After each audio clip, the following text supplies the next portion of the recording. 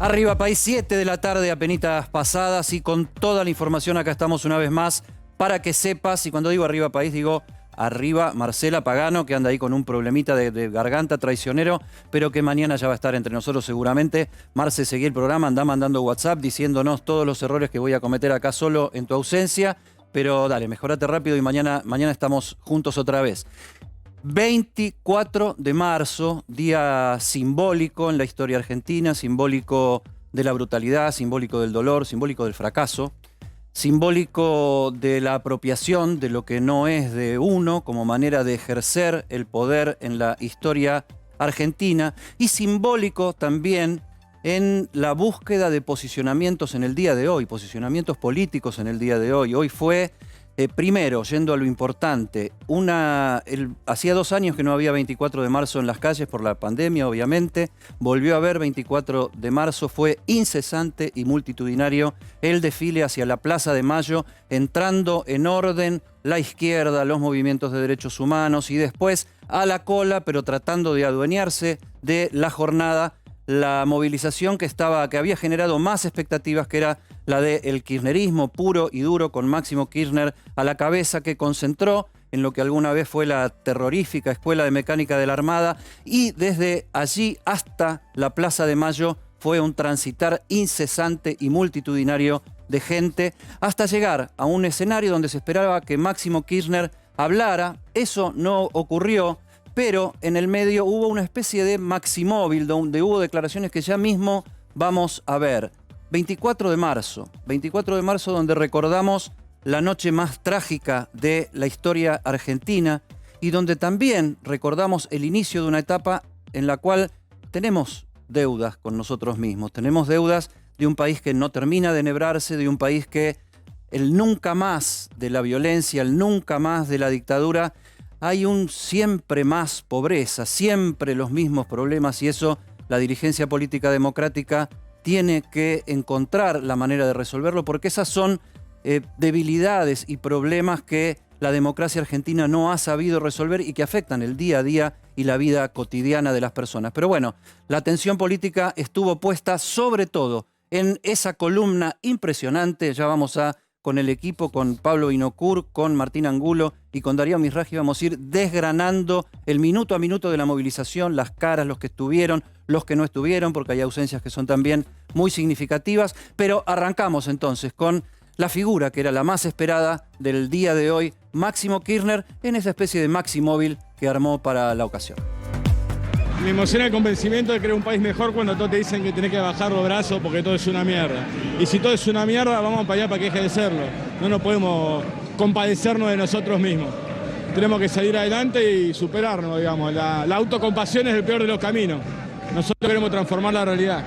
Para eso nos preparamos. Y lo que tenemos que entender de acá en más es que cuando la gente está presente en un gobierno, cuando la gente es parte de un gobierno, cuando lo banca, cuando hace lo que tiene que hacer, lo malo es menos malo y lo bueno es más bueno. Es con la gente adentro, siempre, siempre, compañero. Cuando nosotros le decíamos a la sociedad argentina que había que soportar y había que bancársela con los fondos buitres para que no ingresaran a la Argentina, era porque no queríamos pasar lo que estamos viviendo hoy. Y lo dijimos en todos los idiomas posibles. Obviamente nosotros no manejamos los canales de televisión, y ustedes habrán visto estos últimos 50 días que se han dedicado a los canales. Nos faltó uno a criticar nuestra postura frente al Fondo Monetario. Bueno, acá uno elige los estudios de televisión o la calle y la gente, y esto está claro. No faltó uno que no le exigiera a la cámpora que tenga otra posición con el Fondo Monetario Internacional. No es el caso de acá, acá no le exigimos ni le planteamos ninguna cuestión, simplemente estuvimos y seguimos estando todo el tiempo tratando de entender estas tensiones políticas, estas rencillas políticas, a dónde nos pueden terminar llevando en la Argentina, porque estamos hablando de la unidad y la solidez de un gobierno nacional que no termina de encontrar su impronta, su mística, su empuje y sobre todo su plan a futuro en la Argentina. Ahora, dicho esto, hoy fue una movilización donde, bueno, acá a mis espaldas, vamos a abrir el plano, acá a mis espaldas está el variopinto convocatoria que tuvo detrás de la figura de Máximo Kirchner y de todos los sectores aquí.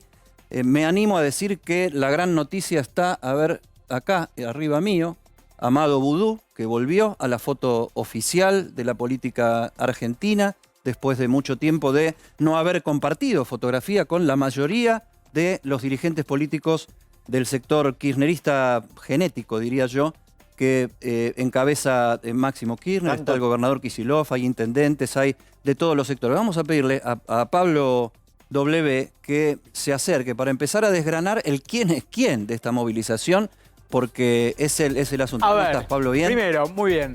Máximo Kirchner, adelante en todas las fotos, todo el tiempo en el protagonismo, entrando, por ejemplo, al túnel de Libertador. Él solo, siempre adelante, con algunas fotos o algunas imágenes de las que vemos que había mucha gente, claramente. Esta Eso te imagen iba a decir. es la... Imponente la movilización de la Imponente Cámpora. la movilización. Imponente en la cantidad de gente. No sé el número imponente final. En lo abroquelados que estuvieron, imponente en la organización y la mística, ¿no? Sí, organización, logística, todo eso es lo que querían mostrar y transmitir. No es casual. Es decir, todo lo que vimos a nivel logístico no es que simplemente era para organizar la marcha. Tenía que ver con esto es lo que queremos mostrar. Queremos mostrar que podemos llenar la calle, queremos mostrar que somos organizados, que somos un ejército. ¿Sí? Un ejército de gente que puede movilizar ante cualquier circunstancia, con su mística, con las canciones, con todo lo que no pudieron hacer los últimos 2 años por la pandemia. Las banderas bien arriba y en punta que inflan la movilización también, ¿no? Sí, le dan y como las una canciones, fíjate presencia... que la manifestación, si bien fue muy larga porque arrancaron desde la ESMA, Núñez, fueron todo por Libertador, después subieron por Avenida Bullrich, después Santa Fe, 9 de julio, hasta después a empalmar con Plaza de Mayo. Pero en el medio paraban, cantaban. Digo, había que mostrar no solamente el volumen de gente, sino también la mística y la organización. Esta foto se dio a la mañana temprano y es muy importante. ¿Por qué? Como te decía, Máximo Kirchner abajo en un lugar central. Acá se ve un poco distorsionado, pero es el lugar central. El más importante de la foto es Máximo. Es el primero en la fila. El primero en la fila. Algunas sorpresas. Los intendentes de la provincia de Buenos Aires que aparecieron marchando desde la ESMA. Estos intendentes. ¿Quiénes son? Yo digo intendentes, pero en realidad no son intendentes la mayoría porque pidieron licencia para poder reelegir, pero son las personas, los hombres fuertes de determinados distritos. Por ejemplo, Malvinas Argentinas, está Leonardo Nardini. Por ejemplo, Martín Insaurralde, lo vemos ahí. Hombre fuerte del gabinete de Axel Kicillof. Es el jefe de gabinete de Axel Exintendente Kicillof. o intendente con licencia en Lomas de Zamora. Sí, en Lomas de Zamora, es el hombre fuerte de Lomas de Zamora y además es el que simbólicamente, uno de los dos que simbólicamente maneja toda la tercera sección electoral, que es lo que sería el conurbano sur, que es el máximo bastión del peronismo y del kirchnerismo, te diría, Sí, a nivel la nacional. Matanza y Avellaneda, digamos. Te diría todo, porque sí. bueno... no, pero digo, La Matanza es la quinta provincia del país. Sí, Insaurralde es de Lomas, que está un poco enfrentado con La Matanza, siempre hay esa puja. Bueno, acá lo vemos a Insaurralde. Al que no vemos, que después lo vamos a ver, es a Espinosa, que es el hombre fuerte, el intendente de La Matanza. Siguiendo, también se lo ve ahí a Mariano Cascallares, digamos, se lo ve a Federico Termín, que es el presidente de la legislatura de la provincia de Buenos Aires. Y se ve a una figura que venía desaparecida, que es Amado Vudú. ¿Sí? Lo vemos ahí, bien al lado tuyo. Un poquito Está también. bien al lado tuyo, Amado Vudú. Sin irme, ahí. También porque es Ahí. importante, Lo porque sigo a Vudú, mirá. en esta misma foto confluyen los dos ministros de Economía más importantes que tuvo Cristina Kirchner. ¿Sí? Amado Vudú, que después pasó a ser su vicepresidente, y Axel Kicillof, que también está en el centro de la foto y sobre el cual también en algún momento se especuló. Se dijo, Axel Kicillof, ¿a qué juega? Porque Axel ¿Está en Kicillof, este sector? ¿No está en este sector? Bueno. todos sabemos que está enrolado en el kirchnerismo, sabemos que tiene un enfrentamiento solapado con Máximo Kirchner, mini enfrentamiento, pero que por su rol institucional tuvo que salir a apoyar el acuerdo con el Fondo Monetario Internacional, al igual que Guado de Pedro, que también está por ahí abajo. Acá la pregunta me parece si Vudú, ¿esto es un regreso de Vudú al kirchnerismo o es un pasaba por ahí, fui a la marcha y aparecí en la foto, porque hasta... Fue a buscar la foto, decís vos. Porque mirá gestualmente Vudú en la foto, ¿no? No está mirando a cámara, no está haciendo la B de la victoria. Parecería... ¿no? Hay algo muy Pero en importante. una marcha tan organizada, si no quieren que esté en la foto, no está, llega. totalmente. Quiero, no tengo quiero ninguna aclarar duda. una cosa que es muy importante. Esta foto no es que fuimos con un fotógrafo a sacarla y la encontramos de casualidad. Esta es la foto que mandó el equipo de comunicación de Máximo Kirchner y Cristina Kirchner. Con lo cual, Oficial. si no quieren que esté, No se le escapó. Vudú no está, no es que se escapó. Photoshop A ver, u otra. Vudú es importante, es el que está encabezando una agrupación que se llama Soberanex. Soberanx. No sé, nunca sé cómo ¿Cómo se dice? pronunciarlo. Soberanos. Algunos le dicen soberanos, lo que sea. Que es una organización que se plantea casi al margen del Frente de Todos. No llegan a romper del todo, pero no están adentro tampoco. Y lo que plantean básicamente es una crítica contundente y fulminante. Como los que van, viste, en los trenes del Gran Buenos Aires, los que van en el estribo Sí, agarrados así, ahí como está. van Desde los flameando márgenes del lado de afuera. Están Amado Vudú, Alicia Castro, Mariotto. Y lo que plantean es, fundamentalmente, surgió como una crítica al acuerdo con el Fondo Monetario Internacional y directamente plantean, hay que romper con el fondo. Directamente. Sin ningún gris. Tenemos acá para ir poniendo ahora la producción la va a colocar. Soberanos ¿Cómo se fue armando esta foto oficial? Tiene su backstage también. Ahí está Insaurralde, se van saludando, se van encontrando, abrazando. Y esto va a terminar después. Bueno, Viste acá que se ve se otro habla personaje. siempre de Momento, ahí- la foto y la película. ahí Bueno, acá es atrás- al revés. Esta es la película que da la foto. Ahí estaba atrás otro personaje que no aparece en esa foto oficial, que es Juan Grabois, ¿no? También Ahí está. se lo vio a Juan Grabois y los otros diputados del movimiento Patria Grande que no figuraron en la foto oficial que vimos antes, pero que participaron de, De la los marcha. movimientos sociales no de izquierda, el de Juan Grabois fue el que más fuerte confrontó con el acuerdo con el pacto Sí, del fondo. Juan Grabois, Itai Hackman, Federico Fascioli, son algunos diputados que de entrada plantearon sus diferencias y que no iban a votar el acuerdo con el Fondo Monetario Internacional. Te diría que dentro de lo que es el Frente de Todos, de los que se opusieron fundamentalmente al acuerdo con el fondo, el único que no se vio en la foto fue Claudio Lozano, que apareció marchando por otro lado con la columna de la CTA. Y que Bueno, fue el contrapunto con la vocera Gabriela Cerruti, que prácticamente le dijo, si estás tan en desacuerdo, llegó la hora de que te vayas. Claro, tal cual. Sí. Y que también hubo algunas idas y vueltas en el gobierno sobre si Alberto Fernández quería o no echarlo y todo ese cálculo casi electoral que se plantea. Bueno, un funcionario que te habla en contra porque Claudio Lozano hizo una presentación judicial en contra del acuerdo con el Fondo Monetario Internacional. Un funcionario de esa característica, tenés que echarlo, tenés que mantenerlo. Bueno, esto es básicamente, esto fue la Mirá, foto. ahí se va armando casi como estaba colocada hace un llega ratito la Máximo foto. a tu Déjame que izquierda. te pregunte algo, Pablo. Gustavo porque- Menéndez también, perdón, Gustavo Merlo. Menéndez también de Merlo, también en uso de licencia. Victoria Donda, una persona también que en algún momento estaba muy cercana a Alberto Fernández y ahora empieza a mostrar quizás algunas diferencias. Y que fue en su momento muy vapuleada por Por la la Cámpora en el Congreso de la Nación, Sí, ¿no? con- Machiruleses varios. Sí, digamos. Funcionaria del no gobierno quiero nacional. Ni repetirlo. Funcionaria. Sí, sí, Ahí en sí. esa foto hay dos funcionarios de Alberto Fernández, ¿no? Está en el INADI, sí. Donda y Déjame que Pedro. te haga una pregunta, Pablo, con respecto, porque vos decías ahí Kicillof, ¿no? Si iba a estar o no iba a estar. Pero de este sector de la Cámpora se habla de que hay algunas tensiones y algunas diferencias y hoy estaban todos. Estaba el Cuervo Larroque, por supuesto. Después vamos a ver las declaraciones del Cuervo Larroque que fueron verdaderamente fuertes. Fue el que más directamente le fue al hueso, diría yo, al presidente de la Nación, Alberto Fernández. Pero ahí estaban el Cuervo, estaba Guado de Pedro, estaba Axel Kicillof, estaba por supuesto Máximo Kirchner, mostrando que en la cabeza de este grupo de dirigentes de la nueva generación podrá haber diferencias, pero acá estaban todos. O sea, Sí. los que están con gestión política estuvieron del lado del acuerdo del fondo porque tomaron esa actitud, entre Sí, comillas, pero no como vos responsable. decís, Eddie, la presencia de Guado de Pedro como ministro de la Cámpora, y no se las ve en la foto, pero también está... Ministro del Interior de Alberto Fernández. Sí, está también Loana Volnovich, se las ve en otra foto. Está también Fernanda Raberta. Digo, los funcionarios de la Cámpora se alinearon en esta marcha. Después hubo otra columna, que en un ratito vamos a ver la foto también, hubo otra columna en la que están los funcionarios que diríamos son los albertistas. No nos anticipemos y sí me parece importante volver a marcar la presencia de los intendentes en esta foto. La presencia de los intendentes te diría que es lo más disruptivo, es la noticia, porque todos sabíamos que Loana Volnovich iba a estar en la marcha con la Cámpora. A nadie se le podía escapar eso, ¿sí? Victoria Donda, bueno, una militante habitualmente de Sí. izquierda, pero los intendentes ya marcan el territorio, ¿no? Marcan otra cosa. Ujú. Bueno, Estos no estaban en esa columna. Estos no estaban en Pero estaban en la marcha. Estaban en la marcha, se acercaron mucho más tarde. Más flaquita esta columna, ¿no? Más, sí.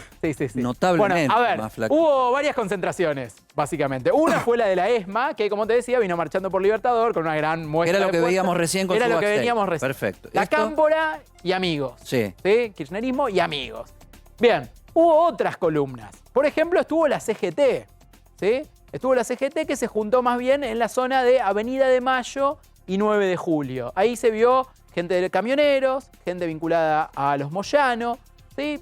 Quizás un poco más chiquititas. Estuvo también la CTA. Y estuvo esto que se congregó alrededor, te diría, del obelisco, Ujú.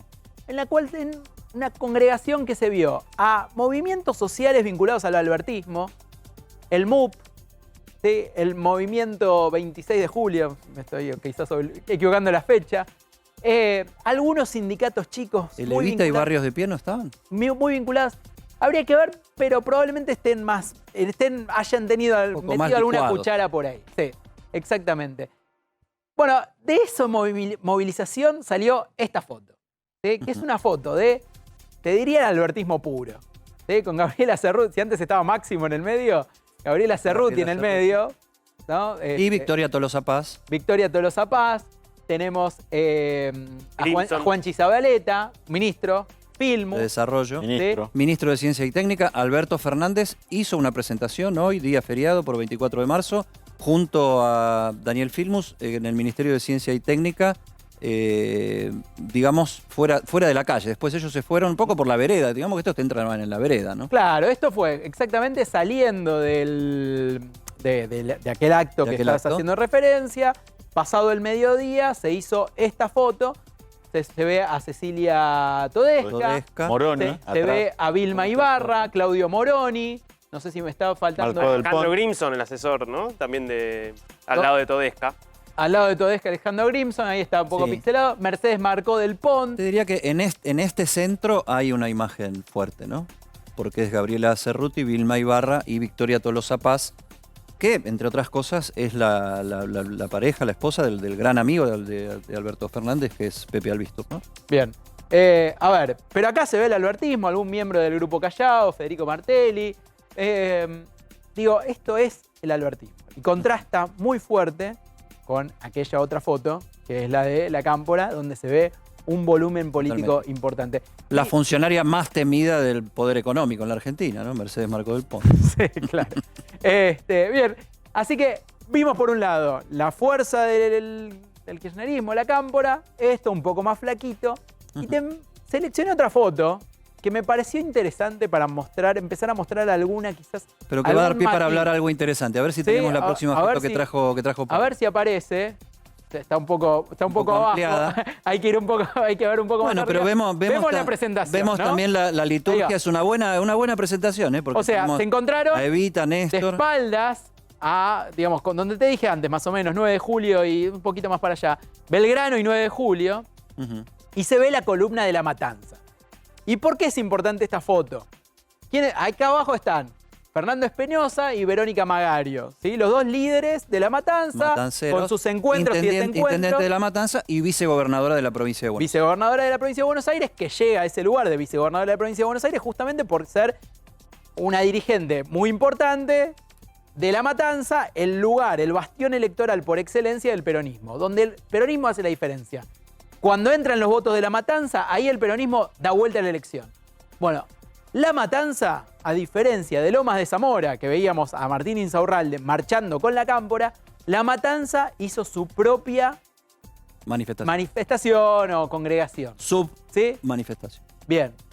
Después fueron todos juntos. Después al final se unificaron todos, ¿eh? Esto que quede claro. Al final todos juntos, ¿eh? No es que después no fue como la izquierda que hizo su acto 2:30 de la tarde, después se fue y le dejó el peronismo. El otro Al final día, estos todos juntos. el otro día el Chino Navarro en este programa, anteayer creo que fue, dijo un término que a mí me quedó picando, que es los campamentos, ¿no? Sí. O sea, así como en el menemismo se hablaba de las carpas y las mini carpas, acá el Chino Navarro, que aparte de ser funcionario de la jefatura de gabinete, es dirigente del movimiento Evita, uno de los movimientos sociales que apoyan a Alberto Fernández, uno de los que más movilizan, y hoy Novillo por lo menos banderas a gran escala del movimiento Evita, hablaba de campamentos, ¿no? O sea, como que esto, hay una terminología en la militancia de algún modo militar, ¿no? Vos hablabas de ejército en algún momento. Sí, justamente por eso te lo decía, o sea, porque la etimología de militancia tiene que ver con algo militar y obviamente tiene que ver también con la capacidad de organización que tiene cada uno de los campamentos que vos planteás.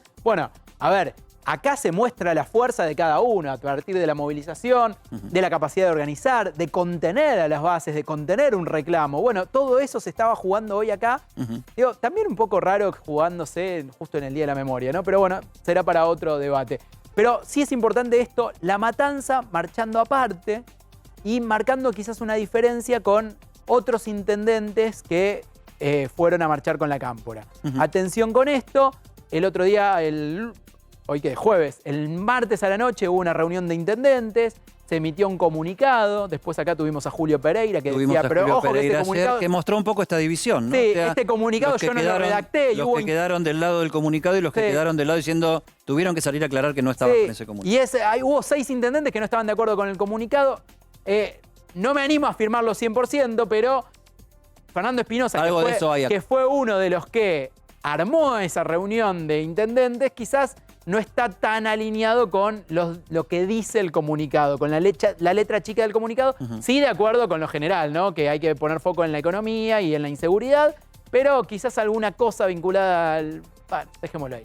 Entonces, bueno, los matices de este 24 de marzo. Completísimo, Pablo. Y vamos a seguir durante todo el programa porque tenés un montón de información. Ahora Totalmente. Lo que te propongo es, ya que lo presentábamos recién en la foto anterior, veamos qué dijo Alberto Fernández en el Ministerio de Ciencia y Técnica hoy al mediodía.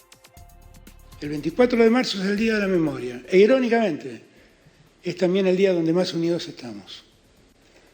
Porque tenemos una sola consigna: verdad y justicia. Que de una vez por todas todos sepamos lo que ocurrió y que hablemos sin medias tintas. Tenemos la suerte, el privilegio de ser uno de los pocos países que a esos genocidas los juzgó, los condenó y muchos de ellos murieron en la cárcel, como correspondía. No es un consuelo, pero es una tranquilidad que debemos tener como sociedad. No nos hicimos los distraídos. Pedimos verdad y justicia, buscamos verdad y justicia, hicimos justicia.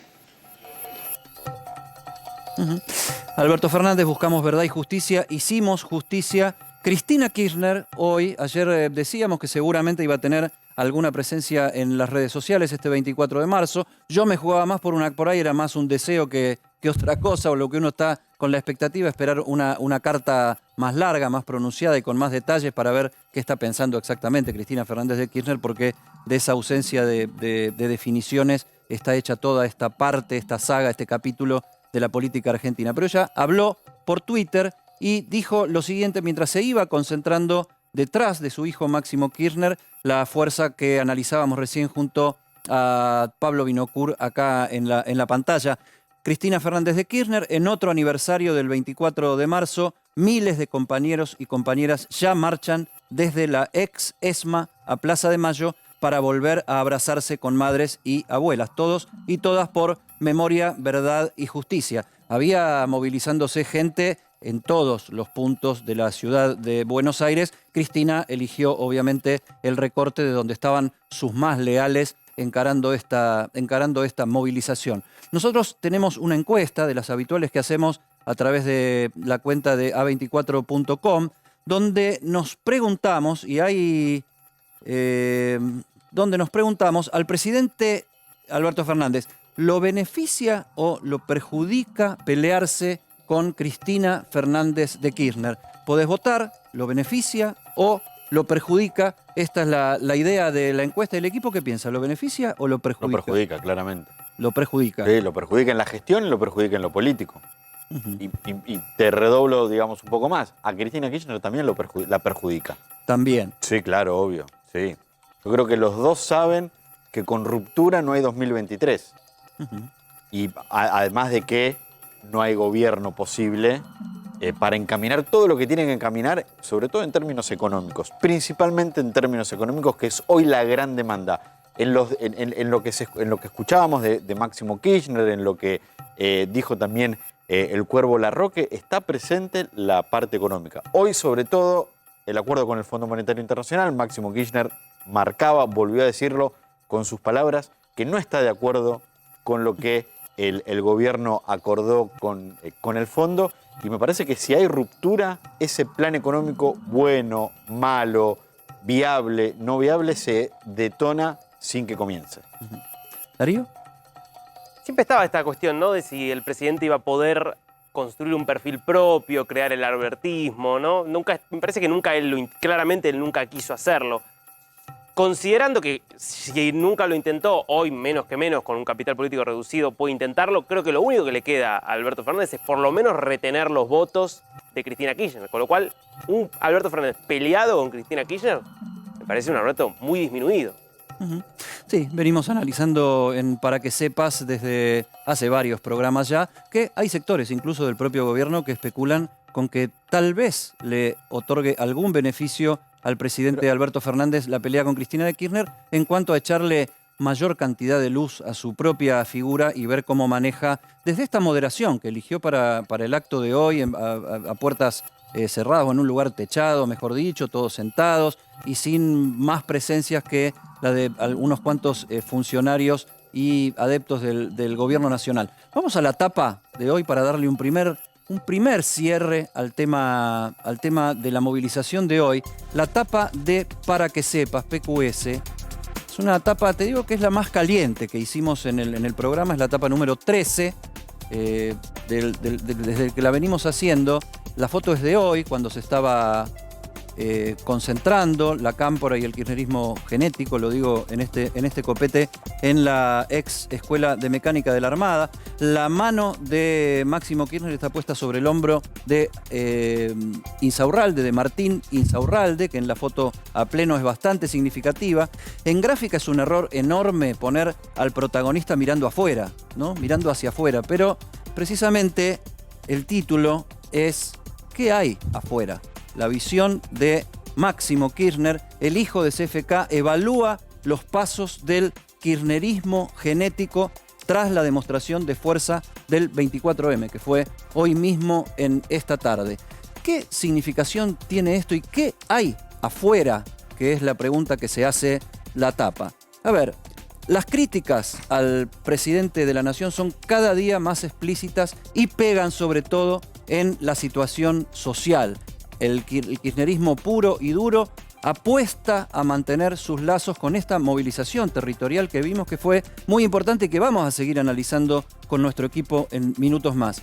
Movilizar al Gran Buenos Aires con aparato y con gente otorga protagonismo y otorga poder, sobre todo que estamos hablando del peronismo y estamos hablando también de que el año que viene hay elecciones. Y en este punto, y es con el debate que nos armamos a partir de la encuesta, perjudica o beneficia a Alberto Fernández la pelea con Cristina Fernández de Kirchner. La pregunta es, ¿puede ganar una elección la cámpora, el kirchnerismo duro, el cristinismo máximo kirchnerismo, si fuera solo? No, verdaderamente no puede. ¿Pero qué puede hacer? Hacer que se pierda una elección. Y eso, en política, a veces es más importante que tener capacidades propias para generar alguna cuestión. Está acompañándonos Para que sepas hoy Marcelo Larraqui. Marcelo Larraqui es periodista, es historiador. Estamos hablando del 24 de marzo. Estamos hablando del 24 de marzo de 1976, pero también estamos hablando, por supuesto, del 24 de marzo de hoy mismo. Y vamos a preguntarle a Marcelo, a quien agradecemos, por supuesto, su presencia hoy en Para que sepas. Estas semanas la oposición estuvo haciendo eje en una comparación, a mi juicio, bastante insólita, pero me gustaría conocer tu opinión, Marcelo, como historiador y como periodista, que es a la falta de poder que estaría demostrando Alberto Fernández por estos días. Lo compararon muchos, Mario Negri y algunos otros más, con Isabel Perón. ¿Qué tiene que ver Alberto Fernández con Isabel Perón, Marcelo Larraqui? Hola. ¿Cómo estás? Muchas gracias por la invitación. Bueno, yo creo que poco. Traspolar el momento histórico de lo que era el año 74-75 después de la muerte de Perón con Isabel, los enemigos internos que tenía Isabel, con la violencia que asediaba el día a día de la Argentina, con la presión de las Fuerzas Armadas para tomar el poder y con también la violencia de la AAA, los atentados guerrilleros, me parece que Isabel Perón está en un lugar muchísimo peor que el de Alberto Fernández. Acá, esta movilización, digo, si vos se puede ver históricamente, me hace acordar así como un ramalazo de la memoria, como aquella movilización de JP / Montoneros contra la teoría del cerco, contra López Rega, que le van a reclamar a Perón el 28 de julio del 73, que, bueno, tiene que echar a López Rega y fortalecer el proceso de liberación nacional, acercarse más al campo popular. Era un Perón que llevaba un mes en el país y Perón los recibió con la televisión encendida y todo ese proceso de JP fue perdiendo caudal político pese a la fuerza de las movilizaciones. Porque una cosa es la movilización y otra cosa es el poder, ¿no? Alberto Fernández no es Perón y acá había otro actor en los 70 muy importante. O sea, discúlpame que te corte acá porque me parece que es importante lo que estás señalando. Hoy hubo una gran movilización. Sí. Acá nos estamos planteando rompen, no rompen, cómo sigue la película. O sea, movilización no es necesariamente sinónimo de poder. Eso es lo que acabas de decir. Sí, obviamente en los 70 la JP no tenía intendentes ni gobernadores, como hoy tiene el kirchnerismo duro, pero tenía ese poder ese discurso de calle y ese poder de movilización muy, muy fuerte. Lo que pasa es que en un proceso de violencia, eso se resolvía con las armas. Acá se resuelve políticamente esta cuestión, ¿no? Ahora, volviendo al tema, yendo un poco a la actualidad, Alberto Fernández no tiene el liderazgo que tenía Perón y en ese momento había otro actor en disputa con lo que sería la JP, que son los sindicatos, ¿no? Ese actor hoy no se ve esa fuerza de lo que era la ortodoxia peronista, no se ve al lado o no con la misma fuerza, es un espacio vacío ese, no se ve cercano. El sindicalismo fue perdiendo poder en la Argentina a la par de que se fue perdiendo trabajo formal en la Argentina, ¿no? O sea, hoy Sí. hay, qué sé yo, debe ser la mitad de los afiliados Sí, sindicales, bueno, en proporción, porque en cantidad muchísimo menos. lo que era la UOP, eran lo los que era 70, ESMATA, era una fuerza política que había sobrevivido al Y golpe las del nuevas 55. generaciones que eran las 62 organizaciones ni saben y en algún momento eran casi un comando político estratégico dentro del peronismo, pero con clara raigambre sindical, ¿no? Claro. Lo que yo veo también en las dos fotos, digamos, que el kirchnerismo o la cámpora busca cohesionar internamente, decir, esto es lo que somos, esto es lo que podemos hacer, pero muestra la disputa interna política. No vi el 24 de marzo en esas fotos, ¿no? Lo que fue la dictadura no lo vi. Digo, no estaba, obviamente la fecha es muy referencial y a un peronista no hay que pedirle explicaciones de por qué se moviliza un 24 de marzo. Hay que decirlo también, claro que sí. Pero Alberto Fernández lo puso de relieve. Memoria, justicia, verdad, como decir, hizo como el trazo histórico, la visión del Estado, ¿no? Sobre el 24 de marzo. O sea que Alberto Fernández en el acto se quedó sin hoy, se quedó sin el hoy. El hoy estuvo en la calle con Máximo Kirchner. Sí, lo que pasa que, bueno, la capacidad de fuerza de movilización entre uno y otro era distinto y la capacidad discursiva también. Es decir, si Alberto Fernández hablaba más fuerte, tenía que hablar de lo que estaba sucediendo en el hoy. Y era como echar más leña al fuego, ¿no? Ahora, esto es importante también. ¿Por qué el 24 de marzo? Tiene que ver con la dictadura militar y tiene que ver con esta movilización. El 24 de marzo estaba huérfano de Estado. Es decir, desde el 83, el regreso de la democracia, hasta el 2003, el Estado no había tomado el 24 de marzo como una fecha icónica. Para mí, en el siglo XX hay dos fechas icónicas, que es el 17 de octubre y el 24 de marzo, que marcaron la historia argentina del siglo XX. Entonces, fue el kirchnerismo el que tomó esa fecha que estaba vacante. No es que se la apropió, no era de nadie el 24 de marzo, ¿no? Es decir, el Estado estaba en contra del 24 de marzo desde el 83 hasta el 2003. Fíjate que en el 2002 fue la primera vez que fue feriado en el gobierno de Duhalde por una ley. Entonces, yo estuve en la plaza hoy, estuve antes por Plaza de Mayo, vi un montón de gente de distintas organizaciones sociales, de sindicatos, es decir, no te diría partidaria, pero vi gente que no estaba en esta disputa política. Entonces, acá hoy sí veo una apropiación de la fecha, dando siempre el basamento histórico Sí, que mencioné. tiene un porqué que es el que vos estás señalando y que todos saben que es el nunca más, el 24 de marzo, etcétera, etcétera. No, que y además tanto nos marcan. Pero el mérito sí. que le da al kirchnerismo haber enjuiciado a los represores que estaban en libertad. Eso es innegable, ¿no? Es decir, lo intenta Alfonsín, también hay que mencionarlo. Sí, hay Hace un hito con Alfonsín que es el juicio a las juntas, pero después hubo muchas marchas atrás, donde tuvo también que ver el peronismo con Menem, ¿no? Exactamente, yo creo que las grandes marchas del 24 de marzo empiezan en el 96, pero fuera del Estado, ¿no? Es decir, sin el apoyo del Estado. Vos planteabas que hay una apropiación del 24 de marzo en el acto de hoy para las disputas domésticas, cotidianas y del día a día de hoy por hoy. Vos que te dedicás a los 70, también se acusó muchas veces al kirchnerismo de ejercer una apropiación de los 70, que el otro día lo hablábamos con Seferino Reato, que también sacó un libro, ahora vamos a mostrar el último tuyo, que también reabrió el interés y la voracidad en la gente por enterarse bien de la minucia de qué fue esto de los 70.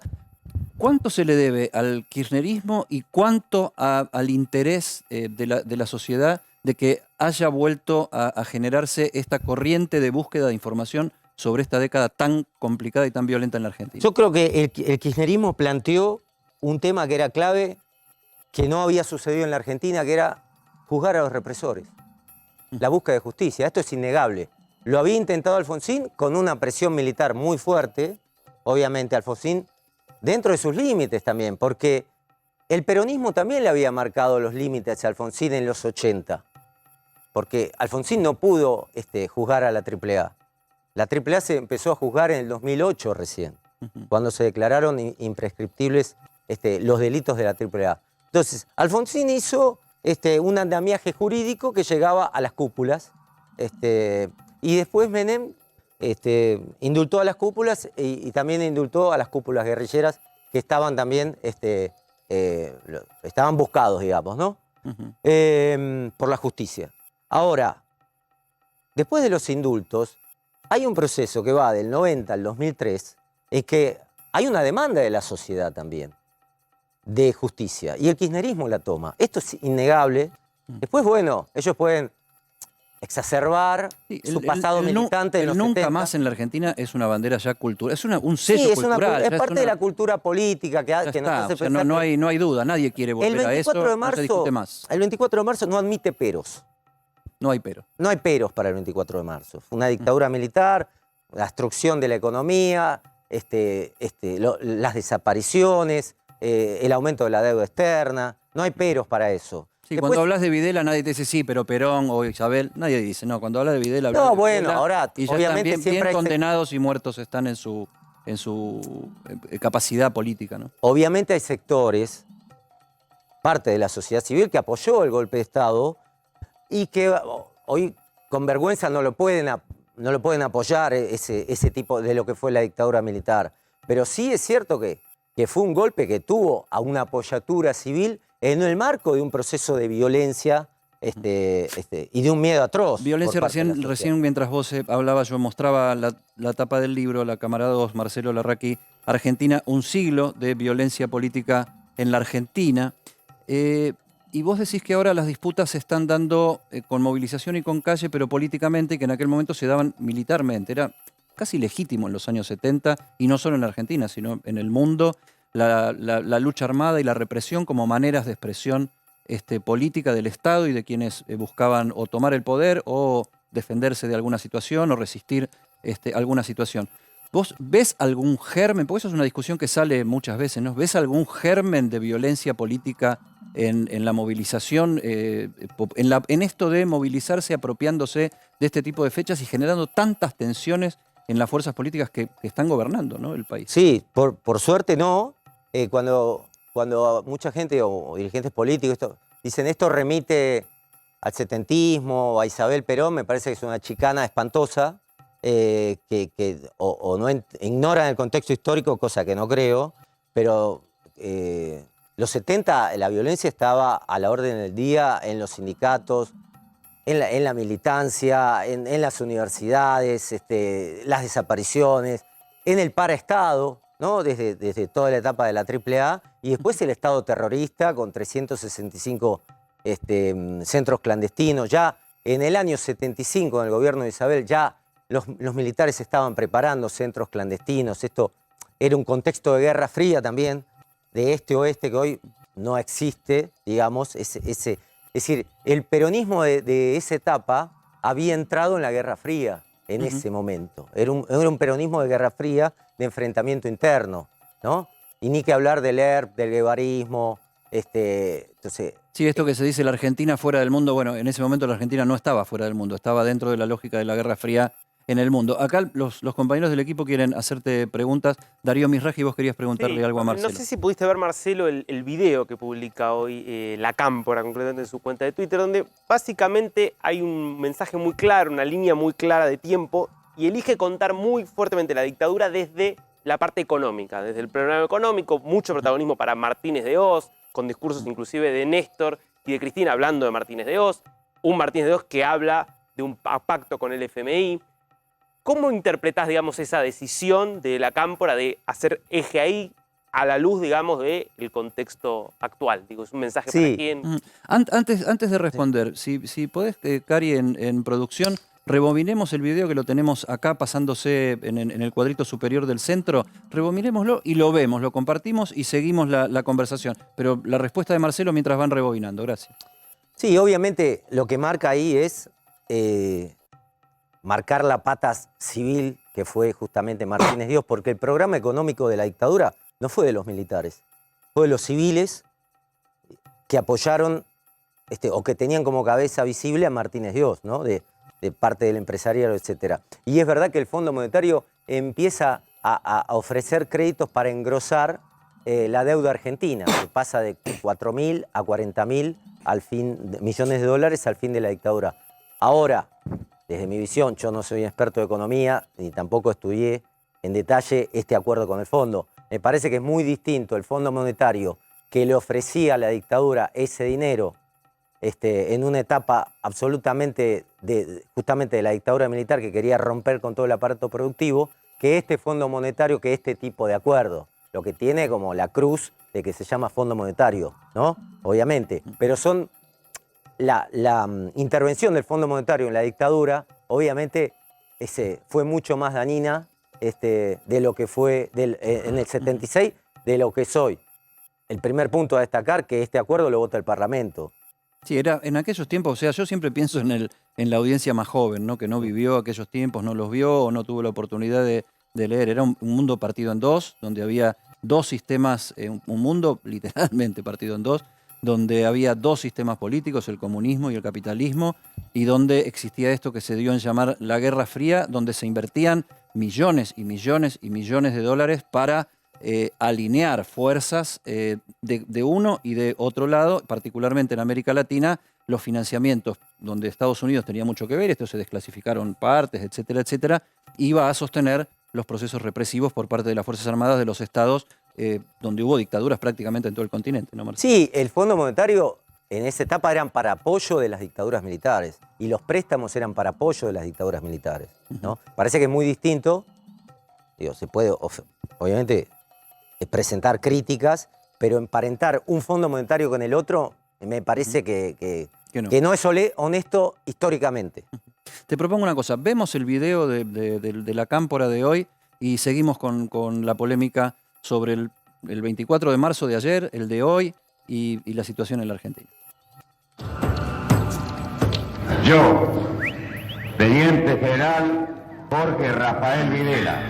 Comunica a la población que a partir de las fechas el país se encuentra bajo el control operacional de la Junta Militar. El acuerdo que hemos logrado con el Fondo Monetario a nivel gerencial satisface plenamente nuestras aspiraciones, es lo que queríamos y lamento no poder decirles más ni darles ningún detalle al respecto por ahora, eso nos satisface plenamente.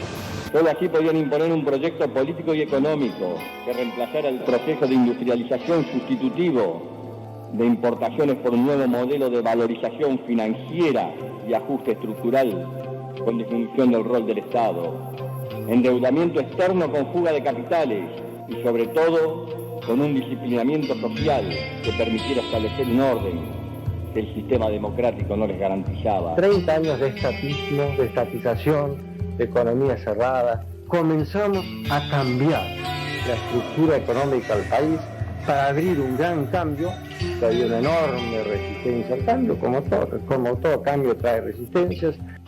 Ese modelo económico y social que tuvo un cerebro, que tuvo un nombre y que los argentinos nunca deberemos borrar de nuestra memoria y que espero que también la memoria, justicia y verdad llegue, se llama José Alfredo Martínez de Oz. José Alfredo Martínez de Oz, el Fondo Monetario, Néstor Kirchner, detrás de José Alfredo Martínez de Oz y el Fondo Monetario, las críticas a Mauricio Macri. Y una pregunta que me queda en la cabeza, ¿no? En este cuestionamiento que hay sobre el rumbo económico que se le cuestiona desde el kirchnerismo genético al gobierno nacional, hay también esta cosa, es decir, a ver si termina siendo más como Martínez de Oz que como queremos nosotros. Sí, lo que se ve en el video es una crítica por omisión a Alberto Fernández, una crítica subliminal, de decir, bueno, falta los 2 minutos de Alberto Fernández. Falta colgar la fotito. Colgar la fotito. Se cortó antes el video. Lo que el video no dice O de Guzmán. es eso. O de Guzmán. Pero me parece que son dos situaciones históricamente diametralmente opuestas de lo que era el Fondo Monetario con la dictadura en el 76, que era la apoyatura económica de las dictaduras militares para destruir todo el proceso industrial, porque ellos ven en el obrero el enemigo, ¿no? Y por eso hacen un cambio a el sistema financiero, de decir, bueno, terminar con la Argentina industrial e ir a una Argentina financiera donde se puede extraer los dividendos. Ahora, distinto es este acuerdo con el fondo, después, primero que la situación política es distinta, y después de un proceso de negociación por 2 años y un acuerdo votado por el Parlamento, además. Hoy tal vez Marcelo Lacámpora, esto que decís, que coincido, te respondería que hoy el fondo apoya a los gobiernos neoliberales, no ya a las dictaduras, para que gobiernos más de izquierda o populares no estén en el poder. Yo no soy un experto, ¿no? Pero pregunto, si no hay un acuerdo con el fondo, ¿qué? ¿Qué hay? ¿O qué hay que hacer?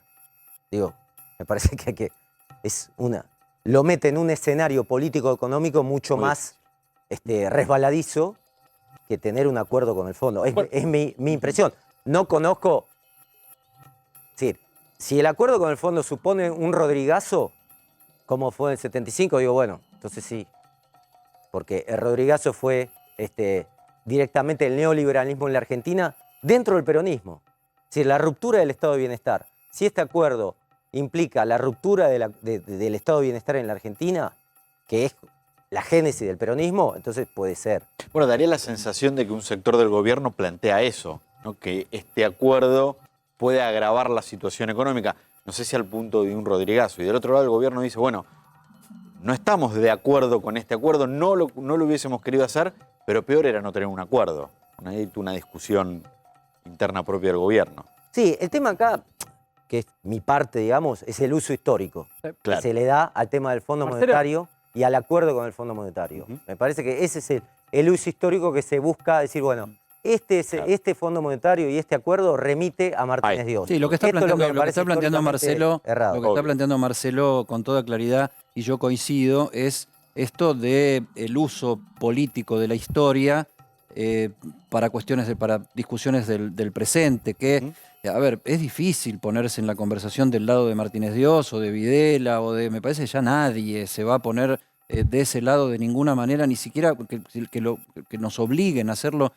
Me parece que eso está definitivamente superado. Dos comentarios. O sea, por un lado, me parece que el video fuertemente trata de emparentar en una parte, por lo menos, el discurso de Cambiemos o de Juntos por el Cambio con el discurso de Martínez de Oz. Habla de, bueno, la gente... Habla de la gente, hay gente que es resistente al cambio, usan varias veces la palabra cambio en ese video, que ahí hace más referencia a, ojo que la oposición viene por lo mismo que vino en su momento Martínez de Oz. Pero le quería preguntar a Marcelo, ¿qué opinás de la utilización, más allá del contenido en sí, de la utilización de ese momento histórico, como es el 24 de marzo, para traerlo y adaptarlo a conceptos actuales para bajar un discurso político? No sé si se entiende la pregunta. Si me ayudas un poco, referido a que básicamente, No. porque estábamos hablando de la disputa política o de la Sí, economía. básicamente el concepto de utilizar ese momento histórico y traerlo otra vez, pero reformulado con la anteojera puesta de el momento actual que estamos viviendo, Sí. sea a favor o en contra de cualquier gobierno Sí, o circunstancia. a mí me parece que el 24 de marzo es de todos los argentinos. Es de todos. Porque todos los argentinos fuimos víctimas, excepto una minoría, obviamente, que fue cómplice.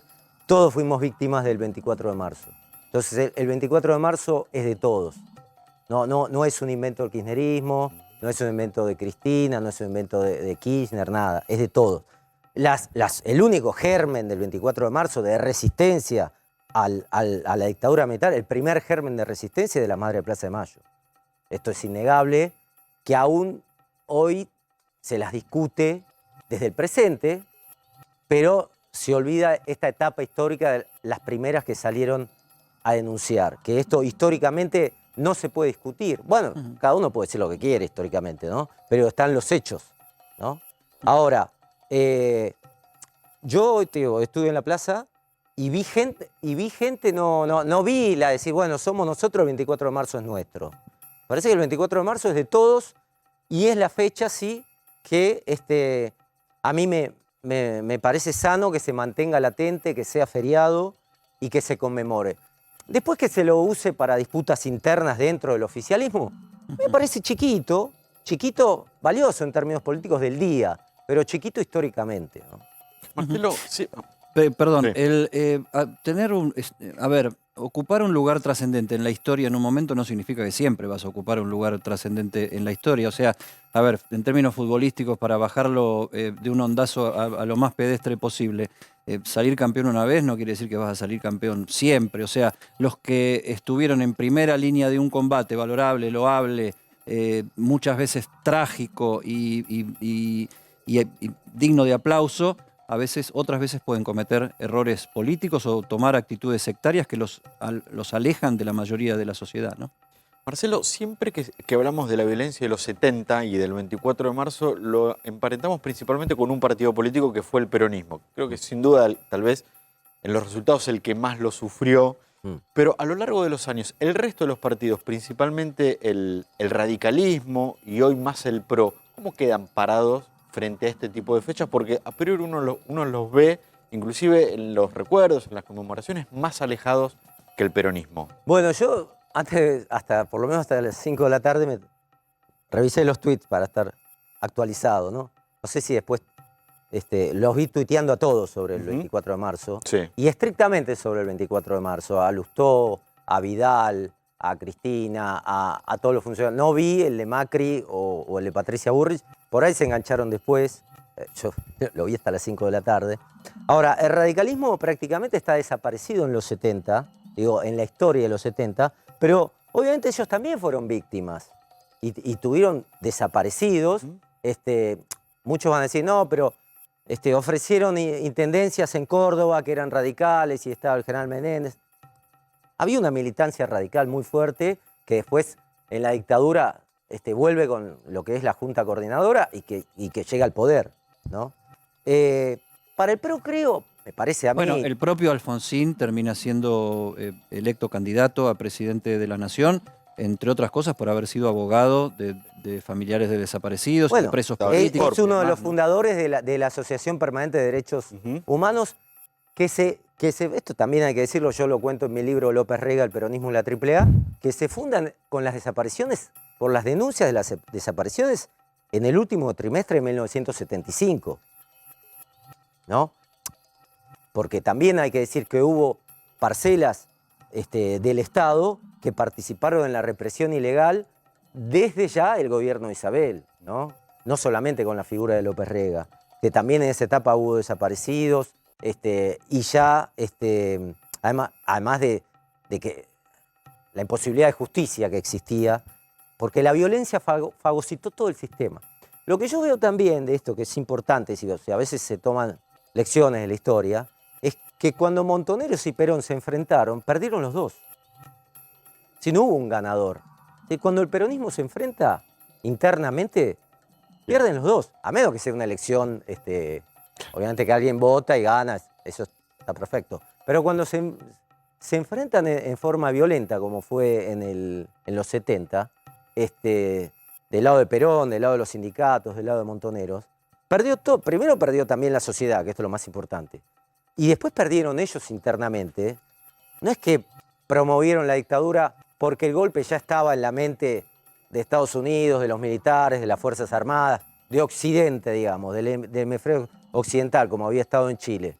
Pero hubo una fagocitación interna del peronismo que permite después la victoria de Alfonsín. Con la gente se quiere olvidar de los 70 y se quiere que alguien me hable de la Constitución y de los derechos humanos. Sí, no quiero ver a Luder ni a Herminio Iglesias, quiero ver a un dirigente que me hable de la paz, ¿no? Que es lo que marca la victoria de Alfonsín. Para cerrar, Marcelo, y agradecerte por supuesto la participación y para que sepas, vos decís entonces, traduciéndolo a la primera pregunta que yo te hacía, que esto de comparar a Alberto Fernández con Isabel Perón es por parte de algún sector de la oposición también una utilización del pasado para meterse en esta cuña del presente que es evidente que está entre el cristinismo y el albertismo expresada como nunca en la calle hoy, ¿no? Sí, yo creo que es una manera de, cuando lo cargaban a De la Rúa porque no sabía por qué parte del estudio se tenía que ir en el programa de Tinelli, es para producir de alguna manera, bueno, tenemos un presidente confundido que no sabe qué hacer, etcétera. Me parece que es esa búsqueda nada más, pero no tiene basamento histórico ese tipo de afirmaciones. Gracias, Marcelo. Ahí tapé la cámara yendo a buscar tu libro para poder mostrarlo antes de despedirte y agradecerte. Un siglo de violencia política en la Argentina, Marcelo Larraqui, 1890-1990. Es un libro voluminoso, es un libro de historia y es un libro donde está mezclada la técnica de investigación histórica y la técnica de investigación periodística también. Gracias, Marcelo. No, gracias a ustedes. Se está abriendo en la Argentina una nueva discusión que va a marcar, yo diría, la semana que viene, va a ser el gran tema y la gran grieta de la semana que viene, y tiene que ver con el debate que empezó en el Congreso de la Nación sobre la reforma del Consejo de la Magistratura. Suena aburrido, pero puede resultar electrizante una vez más. Es aburrido, es muy técnico, es hasta complejo, pero es primero muy importante porque se trata de una de las instituciones judiciales más importantes del país, pero porque además va a ser la próxima pelea entre el oficialismo y la oposición en el Congreso. Venimos del presupuesto, venimos del acuerdo con el Fondo Monetario Internacional y ahora entramos en la discusión por el Consejo de la Magistratura de la Nación. Empecemos contando qué es el Consejo. El Consejo es el organismo que tiene 3 funciones centrales en la justicia. Se encarga de la administración de sus recursos, se encarga de seleccionar a los jueces y se encarga de investigar a los jueces por presunto mal desempeño. Un organismo clave, muy importante. Vos te preguntás, bueno, ¿y en qué me repercute a mí? Y, por ejemplo, es el organismo que va a elegir los jueces que mañana van a estar a cargo de tu juicio laboral, de tu accidente de tránsito, de tu causa penal.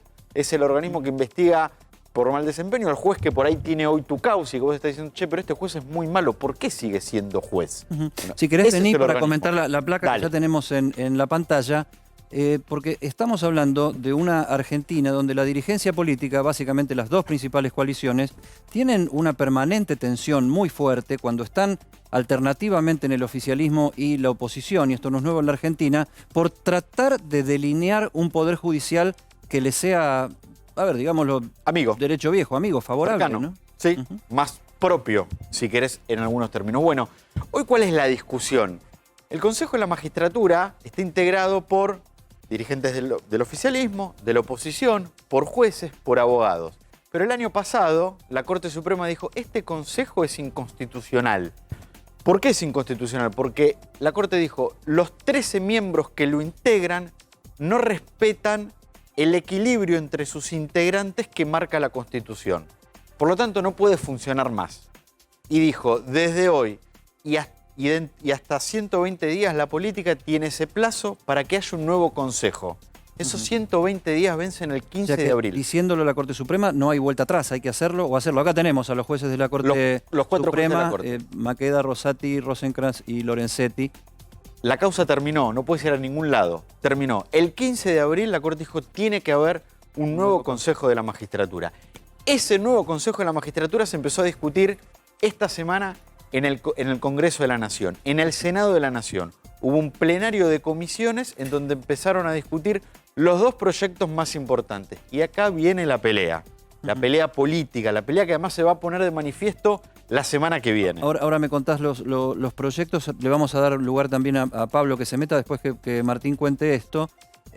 ¿Quiénes representan estos 2 proyectos? El Poder Ejecutivo de la Nación, Alberto Fernández, firmó un proyecto de ley en el que dice que el Consejo de la Magistratura tiene que ir a 17 integrantes, de 13 a 17. De 13 a 17, 4 más. 4 más, donde se respetan ese equilibrio entre sus composiciones. El contraproyecto es de Juntos por el Cambio, de una senadora del radicalismo, Silvia Giacopo, que además es integrante del Consejo, y de Mario Negri, de Alfredo Cornejo, senador por Mendoza, también de la UCR. ¿Qué dicen estos 2 proyectos que son similares? Un consejo de 20 miembros, de 13 a 20. Ahora, o sea, estamos entre sumar 4 y sumar 6. Y eso es lo de menos o 7 en esta diferencia. ¿Cuál es el punto central y lo que los distinguen? Juntos por el Cambio quiere que en el Consejo esté la Corte Suprema de Justicia de la Nación y el gobierno no quiere saber nada con que la Corte Suprema de Justicia de la Nación esté en el Consejo de la Magistratura. Ahora, démonos cuenta cómo funcionan las cosas en la política y cómo una solución a un problema puede convertirse a la larga nuevamente en un problema, porque el manejo de la justicia, la designación de los jueces y los juicios a los jueces, los recambios, etcétera, dependían solo de una histórica comisión de acuerdos del Senado de la Nación. O sea, eran unos pocos senadores que con llegada al gobierno nacional y a los principales partidos de oposición, decidían en conciliábulos absolutamente secretos qué era lo que iba a suceder con la justicia. La reforma constitucional del 94 dijo, bueno, no, hagamos un consejo de la magistratura para que incluso participen los abogados, los jueces, etcétera, etcétera, y sea más transparente y público el asunto. No terminamos de estar conformes con la manera en que está estructurada esta manera de designar y sancionar a los jueces. Exactamente. ¿Qué pudo cambiar? Es lo que te dicen todos. Bueno, antes llegaba cualquier abogado que sea amigo del presidente de la Nación, que sea amigo del gobernador, del senador. Hoy tenés que por lo menos demostrar que algo de derecho sabés pasando por los concursos.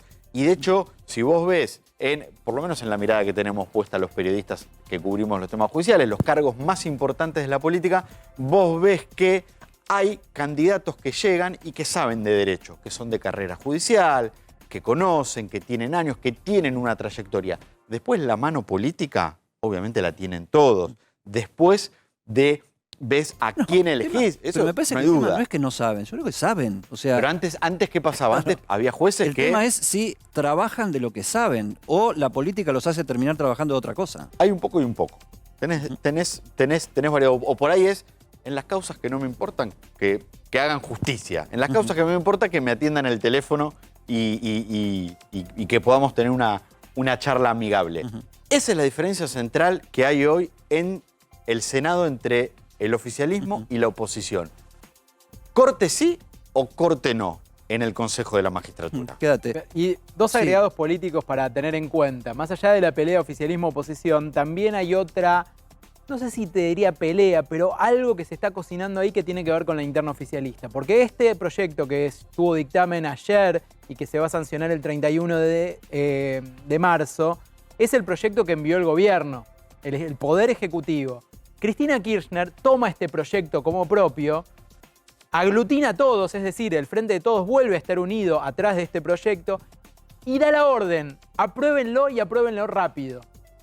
¿Para qué?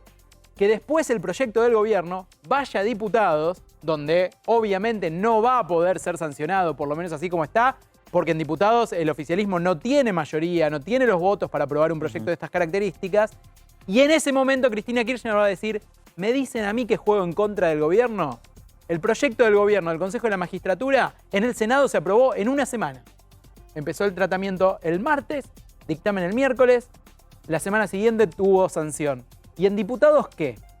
Lo mismo que pasó con la reforma judicial. Atentos porque la interna oficialista también se mete en este proyecto y en este debate. Pero se mete, según lo que entiendo que estás diciendo, se mete al revés. Digamos, se mete con Cristina del lado del gobierno y la pelota pasando a la Cámara de Diputados, donde ahí está la diferencia. Más o menos. O sea, a ver, no, el kirchnerismo no planteó diferencias en torno al proyecto de la reforma del Consejo de la Magistratura, pero no es el proyecto propio. Hay, además del contenido de fondo, del debate sobre cómo tiene que ser el Consejo de la Magistratura, que lo analizó muy bien Martín, hay otro debate que es el debate muy político de dónde está el poder. Y Cristina de esta manera, al sacarse de encima este proyecto y decir, le damos rápida aprobación, dice, ojo que yo no soy la que te complota contra tu gobierno, Alberto. En todo caso, sos vos mismo en mi Senado. El proyecto salió por un tubo. ¿Qué pasa en diputados? Donde manejas vos, Alberto, donde maneja Sergio Massa. Digo, otra clave para leer el proyecto. Se va a necesitar, tanto en diputados como el Senado, así lo marca la Constitución Nacional, se necesita una mayoría especial para aprobar una reforma al Consejo de la Magistratura de la Nación. Se va a venir esta discusión en el Senado, donde probablemente, como dice Pablo, están los votos. La discusión en el Senado, en diputados, perdón, va a ser mucho más compleja. Ahora, hay un tema que lo vamos a ir desarrollando con tiempo en los próximos programas. Nosotros dimos al comienzo una fecha clave, 15 de abril. La Corte Suprema dijo que ese día tiene que haber un nuevo Consejo de la Magistratura. Ya, sentaditos todos ahí. Todos ahí. Si no hay un nuevo Consejo de la Magistratura el 15 de abril, la Corte dijo, todo lo que haga el Consejo es nulo. Todo lo que haga el Consejo es nulo. Hoy en el oficialismo y en la oposición, todos coinciden en lo mismo. El 15 de abril no va a haber Consejo de la Magistratura nuevo. O sea que vamos a estar fuera de la ley según la óptica de la Corte Suprema de Justicia de la Nación. Vamos a tener, esto habría que revisarlo, pero creo que por primera vez una institución de la Constitución Nacional no funciona. Y el tema, hay otra, perdón. Déjame que haga esta pregunta y ahora la das. ¿Cuál es el problema de que talle la Corte Suprema de Justicia dentro del Consejo de la Magistratura? Que no sea juez y parte de ese organismo que debe tomar decisiones por fuera de las influencias judiciales. No entiendo bien. Técnica y la política. La técnica es, la Corte ya tiene demasiado poder en sí mismo por ser la Corte como para meterse en el Consejo de la Magistratura. La política es, el kirchnerismo no confía en ninguno de los jueces de la Corte, no quiere a la Corte sentada ahí. La Corte sentada en el Consejo de la Magistratura le da muchísimo más poder. La Corte ya maneja los recursos de la propia Corte. Ahora pasaría a presidir el organismo que maneja los recursos de todo el Poder Judicial. Y más allá de que el juez de la Corte en el Consejo sea un voto como el resto, el peso institucional y político que tiene la Corte Suprema es muy grande y eso puede tener influencia. O sea, ¿hay un tema de caja también? Sí, claro, obvio. Ah, mira. Sí, claro que es un tema de caja. Caja por ahí es caja, es recurso, es influencia, bueno, sí, es política, es un montón de situaciones, es un montón de cosas. Por eso, Marco, el 15 de abril es una fecha clave, porque ¿qué dijo también la Corte? Si el 15 de abril no hay consejo por una nueva ley, 17, 15, 20, 30, la cantidad que sea, se tiene que volver a la composición anterior del consejo, de 20 miembros. Eso también hoy es muy difícil de que ocurra, porque se tienen que integrar con nuevos jueces, con nuevos abogados, con nuevos diputados y con nuevos senadores. Y ahí no te dan los tiempos, burocráticamente no te dan los tiempos. Dan los tiempos, no dan la cuestión política. Los jueces, los abogados y los académicos ya están en proceso de elecciones para los nuevos representantes de esa composición de 20. ¿Sabés quién hoy, de vuelta a hoy, en el oficialismo y en la oposición te dice que no van a mandar a sus representantes? Diputados y Senado. No los van a mandar. ¿Por qué? Porque hay una pelea política de a quién le corresponde ese diputado y senador nuevo en el Consejo de la Magistratura. Cuestión que la semana que viene vamos a estar Vamos a bailando seguir. este baile. Pablo, ¿querías agregar? No, Te que corté. hay varias cosas en la Constitución que no se están cumpliendo. Una de ellas es la ley de coparticipación federal. No es una institución orgánica Claro, formada por miembros, no tiene un edificio, pero la Constitución dice que tendría que haber una ley marco para repartir los recursos para ver cómo se coparticipan, y jamás se hicieron por el mismo motivo que ahora está trabado el Consejo de la Magistratura. Es decir, no hay acuerdo político entre los distintos sectores. Desde 1853 en la Constitución Nacional están los juicios por jurados. Nunca hubo un juicio por jurado a nivel nacional y a nivel federal. Tampoco está. Yo me refería a un organismo que funcionaba, que funciona, y que de repente, tal vez en 15 días, deja de funcionar. Bueno, el anticipo con toda la información por parte de Martín Angulo y también colaborando Pablo Vinocourt sobre un tema que nos va a tener muy entretenidos en los próximos días, sobre todo a partir de la semana que viene.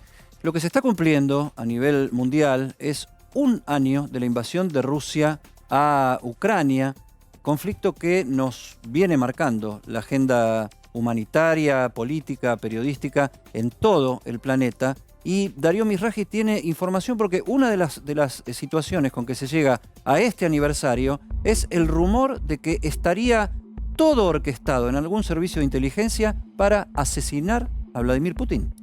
Sí, exactamente. Y a ver, en principio se cumple exactamente un mes. En realidad son 29 días. Pasa que la invasión fue el 24 de febrero. Hoy 24 de marzo serían un mes, 29 días, digamos.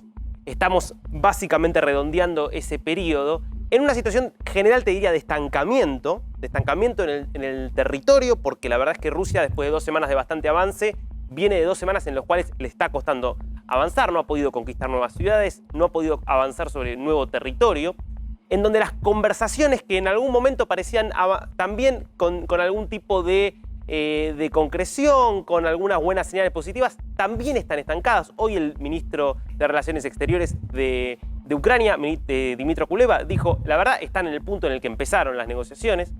Y en el medio de todo esto, señales raras desde Rusia. A ver, en concreto, hay que tomarlo obviamente con muchísimas pinzas y cautela, porque esto de lo que vos hablás es algo que planteó el Servicio de Inteligencia de Ucrania, que dijo que está en marcha un plan para asesinar a Putin, o que por lo menos está en marcha una conspiración que quiere tener como objetivo final matar a Vladimir Putin. ¿Por dónde viene esto? Bueno, obviamente no estarán diciendo lo vamos a matar nosotros. No. Lo que ellos dicen es tenemos información de que dentro de los sectores de poder de Rusia, dentro del aparato militar y del aparato de inteligencia, hay gente que está muy disconforme con Vladimir Putin, que está muy disconforme con la decisión de haber invadido Ucrania y con lo que está pasando en estos 29 días de conflicto, y que por ende está tramando matarlo a Putin. Al mismo tiempo, avanza una purga iniciada por el propio presidente ruso, que ya de mínima afectó a 2 altos funcionarios del FSB. O sea que mínimamente, desde el punto de vista psicológico, la bombita de los servicios de inteligencia de Zelensky cumplió una misión. Bueno, uno podría interpretar que la decisión de empezar con una purga, que por lo menos incluye a 2 altos funcionarios del FSB, que sería el sucesor de la KGB, ¿no? El Servicio de Inteligencia y de Seguridad del Estado de Rusia, y que tiene misteriosamente desaparecidos a los 2 militares de mayor rango de Rusia, porque el ministro de Defensa y el jefe del Estado Mayor... Cuando decís desaparecidos, decís desaparecidos de la escena pública.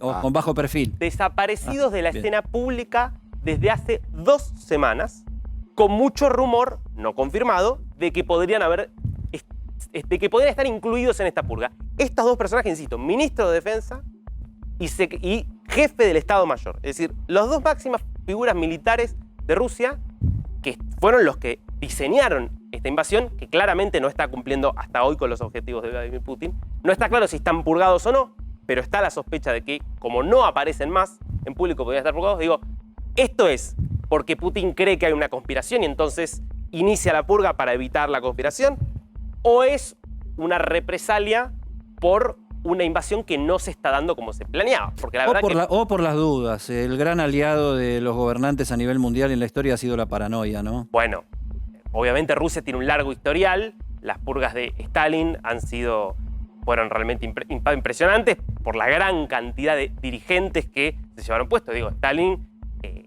purgó a muchos de los héroes de la Revolución Rusa. Los zares, Stalin, y de lo que se le acusa al propio Putin de haber organizado envenenamientos de opositores y de críticos. Claro, pero en ese caso, de opositores. Acá estaríamos hablando del propio gobierno, de gente que era entre sus máximos aliados.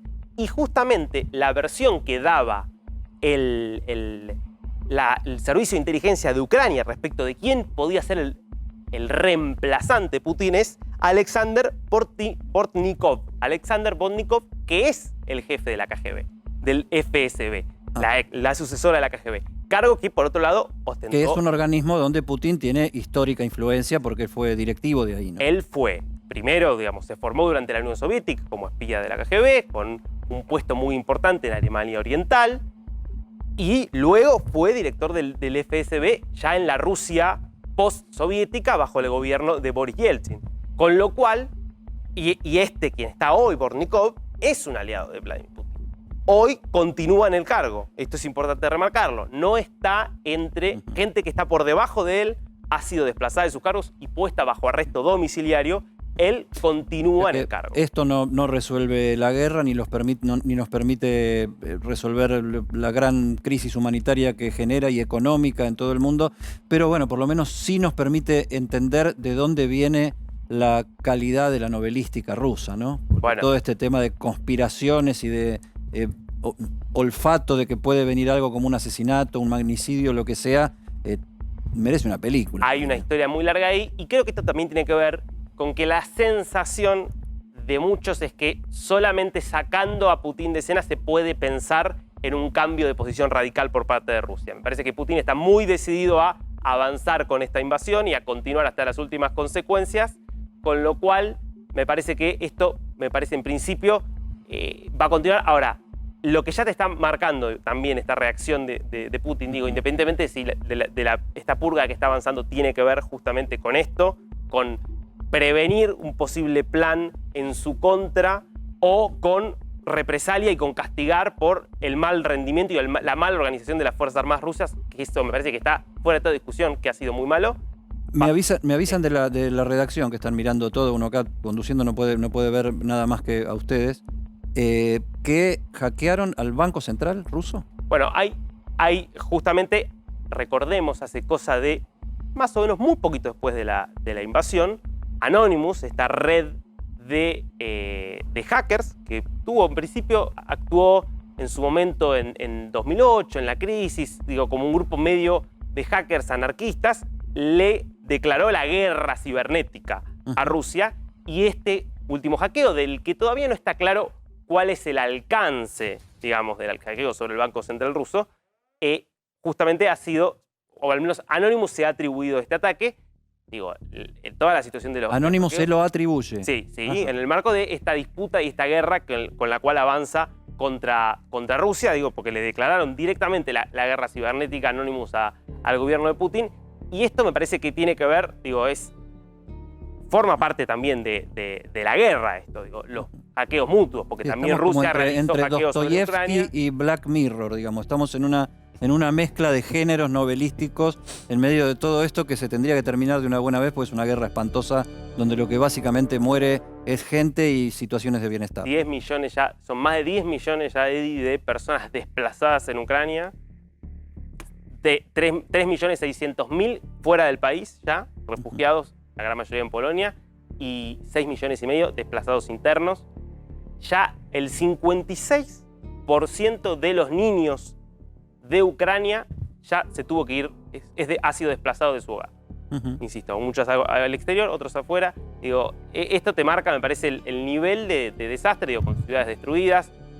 Y lamentablemente, más allá de estas especulaciones, de planes de asesinato, lamentablemente no se ve por ahora un viso de solución. Y esto que nosotros especulábamos al principio, no nosotros, sino analistas internacionales, etcétera, esta versión de decir Putin va a una guerra corta, tampoco se cumplió. Bueno, yo creo que era la intención de Putin, una serie de ataques aéreos y entrar rápidamente con los tanques, derribar Kiev y una resistencia ucraniana que iba a derrumbarse, claramente no se está produciendo. Eso quedó claro ya después de la primera semana. Pero además hay información bastante variada, que siempre hay que tomarla con pinzas, de muchas bajas entre las Fuerzas Armadas rusas. Digo, la OTAN tira una estimación de entre 7.000 y 15.000 soldados muertos rusos en un mes. Son los números que tira la OTAN. Por ende, por supuesto hay que tomarlos con cautela, pero hubo una publicación el fin de semana. Eso en las guerras es lo que termina perjudicando y alertando más a los gobiernos que mandaron tropas a invadir, ¿no? Cuando empiezan a llegar las terribles bolsas negras con mayoritariamente jóvenes sin vida en ellas, ¿no? Porque además muchos de los que están yendo a la guerra son gente, pibes muy chicos. Muy se está viendo, eso es lo que tiene hoy de esta guerra, que se da en un contexto de la era de los celulares, de la era de internet y de la era de las redes sociales, donde hay mucha información falsa, pero donde hay también mucho material que se va produciendo en el terreno, y hay infinidad de material, digamos, que muestra chicos muy chicos, con muy poquita formación y experiencia militar, que son los que están peleando, y un ejército que claramente no tiene toda la fortaleza que se creía. Pero digo, si habláramos de 7.000 muertos, para tomar una dimensión, digo, es más de lo que Estados Unidos tuvo de muertos en 20 años de Irak y Afganistán sumados. 7.000. Sí, estamos hablando de un mes, con mes corto febrero, con pero un mes. Un y a mes. eso te cierro con esto. 6 generales caídos en combate en Ucrania, en un mes también. 6 generales rusos. O sea, una situación muy complicada para Rusia, pero más complicada también para Ucrania, por supuesto, que es el país que es el país más débil que está sufriendo. Clarísimo, documentado y didáctico como siempre, Darío Mizrahi, siguiendo el paso a paso de esta guerra que ya cumplió un mes. Ya está con nosotros nuestro invitado de esta noche, después de Marcelo Larraqui, se llama Gabriel Rubinstein, es economista, está saliendo a la calle una tapa bastante conocida para mí de la revista Noticias, que tiene su pronóstico de lo que viene. Ahora, después de la primera pausa de Para que sepas, vamos a conversar con Gabriel Rubinstein sobre centralmente el tema tan caliente de la inflación y lo que afecta en tu vida, mi vida y nuestra vida cotidiana. Ya volvemos.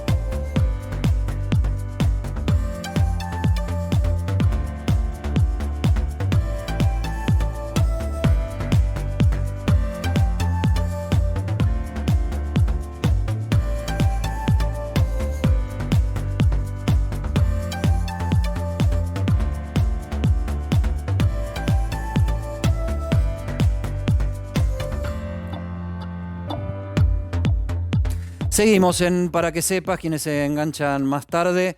No me abandonó Marcela Pagano, no se fue con otro. Anda con ahí un problemita medio traicionero en la garganta. Mañana va a estar recuperada y entre nosotros vamos, Marce, que mejor, que hiciste caso, te quedaste, porque bueno, de un equipo lo que vale es el aguante, la solidaridad, bancar los trapos, como se dice, y mañana ya vas a estar perfecta. Me corro del medio de acá y me voy a la tapa de Noticias, vieja querida mía. ¿Le conviene al gobierno bajar la inflación?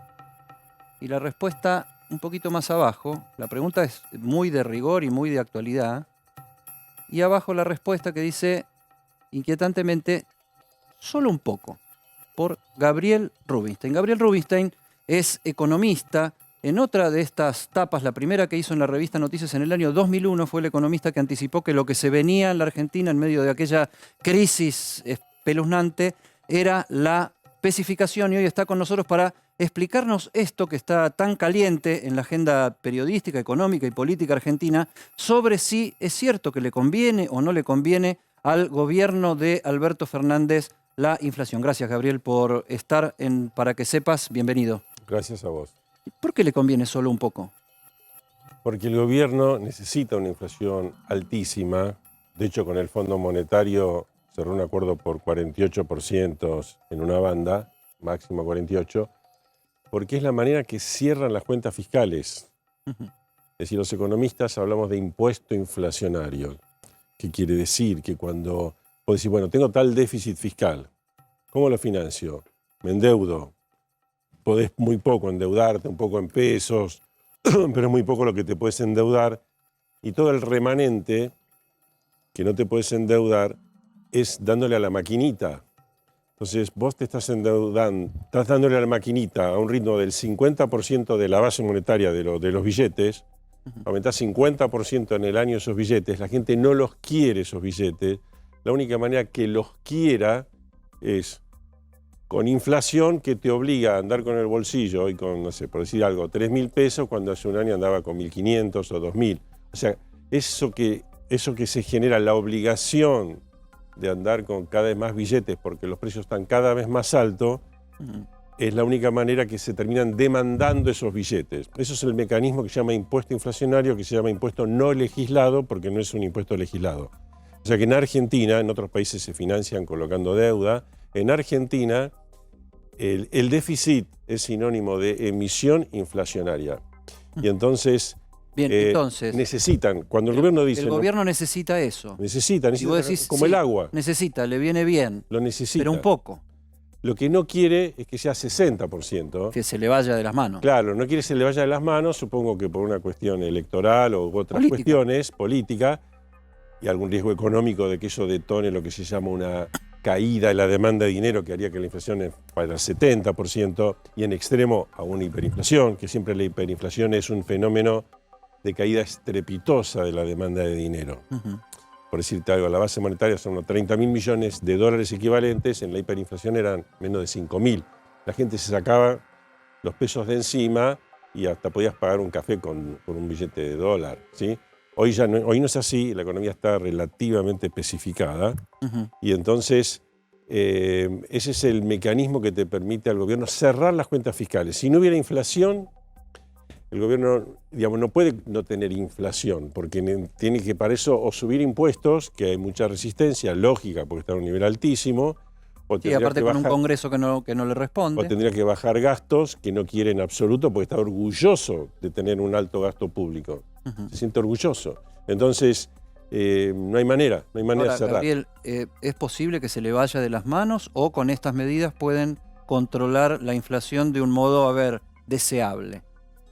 A ver, que la inflación sea 50% sería lógico dentro de esta situación. Ahora, como es difícil precisar, todos aumenten 50%, nadie aumenta un poquito más, y además tenés el efecto de los precios internacionales dislocados del mundo que te agregan ruido, entonces el gobierno se asusta cuando se dispara un poco, y ahí quieren actuar, pero esto no es una guerra, esto es simplemente... Es una minucia, es decir, hagamos esto, lo otro para ver si bajamos un poquito acá, lo del pan, todo esto, puede ser 0,6, 0,5 de baja de inflación en relación a lo que sería sin esa medida, un puntito, pero estás hablando, ¿qué quieres? Bajar nuevamente, se te disparaba hacia el 60 porque queremos volver al 55, 53, es muy poco, ¿no? Es decir, hablar de una guerra es verdaderamente, no sé, a mí me da vergüenza ajena. El anuncio de la guerra contra... Bueno, después fueron un poco para atrás, ¿no? Claro, porque una cosa es tratar de coordinar, lo que pasa es que es difícil coordinar con semejante nivel de inflación. Por eso las coordinaciones, si vos bajaras rápido la inflación, sí, dale. En un plan de estabilización, podría haber un momento donde necesitas coordinar, como fue el plan austral, o alguna otra situación, de decir, bueno, a ver cómo coordinamos esto. Entonces podés llegar a tener 60 días de coordinación de precios y salario, algo para facilitar ese aterrizaje. Pero ahora es todo mantener las cosas como están, es mantener esta mediocridad, pero tratar de que no se vaya de madre, ¿no? Tratar de que no se vaya de madre. En el tema de irse de madre o no irse de madre, y tratando siempre de ser prudentes para no generar ninguna situación que la realidad por sí misma no esté generando. Los números que están previendo de inflación, sobre todo en promedio, pero sobre todo en alimentos y sobre todo en los lugares más vulnerables como Gran Buenos Aires y los conurbanos del país para marzo, que la vamos a conocer a mediados de abril, les están poniendo los pelos de punta más de uno. Sí, nosotros estimamos en nuestra consultora 55% de inflación en el año, que significaría que empieza a bajar. Podés tener Estás entre los más optimistas, porque hay quienes ya pasaron el 60. Sí, y no digo que no puede ser 60, puede ser más también. También puede ser menos si el gobierno hiciera bien las cosas. El acuerdo con el FMI te ayuda a un sendero de crecer, pero muy de a poco, es muy poco ambicioso en ese sentido. Y por ahí llegamos al 2023, las elecciones con una inflación un poco más baja. Podría ser 40, 45%, puede ser. Puede ser, depende cómo vayan tomando las medidas, que no pasan tanto por este tipo de medidas, que son medidas, te vuelvo a decir esto como si fuera alguien con 40 de fiebre que le das un paracetamol, pero y a las 6 horas, a las 8 horas, al día siguiente, ¿qué haces? Toda tu estrategia es paracetamol cuando tiene 40 toda la grados. vida con paracetamol se te agujerea el estómago. Y sí, aparte no, hay una infección, atacar la infección. Vos no podés decir, le declaro una guerra a la enfermedad, tomá un paracetamol. No, eso es un chiste. Entonces, si quieren bajar la inflación, o sea, por una, sería más honesto que dijeran, no queremos que la inflación sea menor al 45%, porque no nos cierran los números. Entonces, dado que no nos ponemos de acuerdo en el Congreso para bajar gastos ni para subir impuestos, ciudadanos, nosotros les ofrecemos tener una alta inflación, pero no queremos que tampoco se pase del 55 y vamos a tomar medidas para bajar esa fiebre, pero solamente para bajar la fiebre. La infección no la pensamos atacar. Gabriel, ahora le vamos a dar paso al equipo que quiere preguntarte cosas sobre este tema tan caliente que tanto nos preocupa, pero te meto una más porque vos mencionaste como hicieron con el Plan Austral, y acá se está hablando que la salida va a tener que ver de alguna u otra manera con un shock antiinflacionario de estabilidad, porque si no, esto no va a resultar, y se habla del Plan Austral como intento, se habla de la convertibilidad como realización, y se habla también de la Baña y el tiempo entre Duhalde y Néstor Kirchner, donde la economía y los precios funcionaron bastante controlados. ¿Vos creés que eso es posible en la Argentina con el nivel de desconexión y confrontación política que existe en el oficialismo, entre el oficialismo y la oposición, dentro de la propia oposición?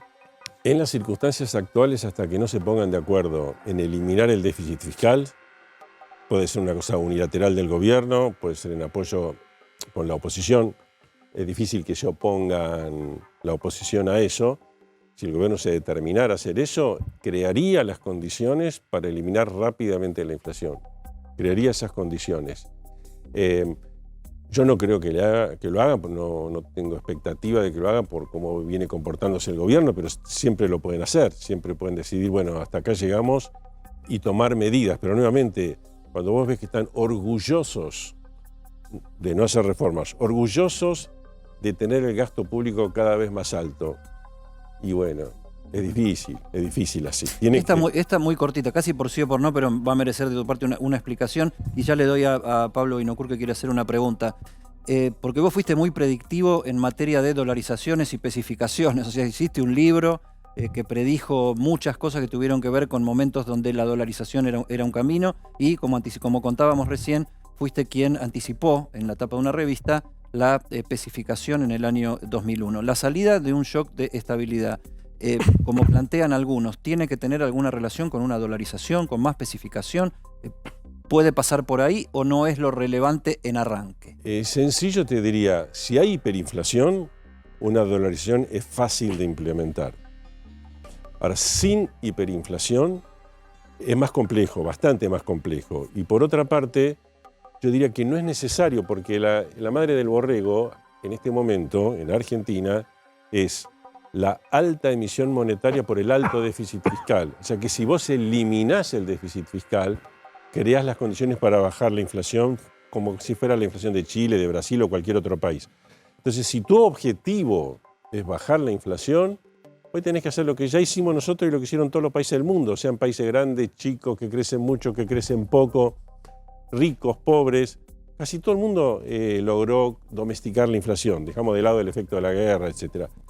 Entonces, ¿por qué no haces lo que nosotros hicimos en distintas oportunidades y lo que hicieron todo el mundo? ¿Por qué empezás con explicaciones de lo más variadas que no tienen nada que ver con el fenómeno que tenés y que es más claro que echarle agua? Es clarísimo el fenómeno. Entonces yo diría que no se necesita la dolarización para eso. Y en Argentina, después de tantas disrupciones donde ninguna ley vale, todo es reversible. Si vos imponés la dolarización, aunque tengas el efecto de bajar la inflación, viene otro gobierno y te la saca para atrás, como se hicieron, qué sé yo, con la SFJP, como se hizo con el corralito, el corralón, la convertibilidad. Y esa pendularidad permanente de la Argentina que está el no dentro de respeto todos de los nuestros grandes contratos. males. El no respeto de los contratos.